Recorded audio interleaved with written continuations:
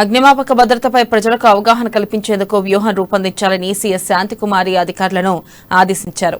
ప్రమాదాలపై ప్రజలను నిరంతరం సంసిద్దం చేయాల్సిన అవసరం ఉందన్నారు. బీఆర్కేఆర్ భవన్ లో అగ్ని ప్రమాదాలపై సీఎస్ సమావేశం నిర్వహించి అగ్ని ప్రమాదాల నివారణకు చేపట్టాల్సిన పలు భద్రతా చర్యలపై చర్చించారు.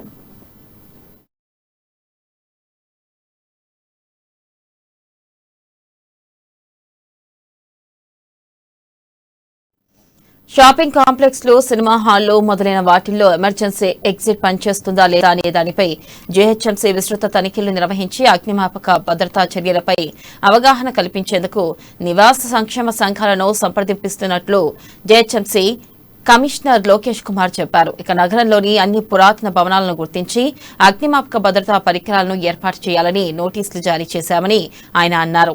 ఇక అన్ని షాపింగ్ కాంప్లెక్స్ లో, మల్టీప్లెక్స్ లో, ఆసుపత్రుల్లో, ఇతర వాణిజ్య సంస్థల్లో సకాలంలో తనిఖీలు నిర్వహించి వాటి ప్రాంగణాల్లో అగ్నిమాపక భద్రతా పరికరాలను ఏర్పాటు చేసేలా కార్యాచరణ ప్రణాళిక సిద్దం చేయాలని జీహెచ్ఎంసీ అగ్నిమాపక శాఖ అధికారులను సీఎస్ శాంతికుమారి ఆదేశించారు.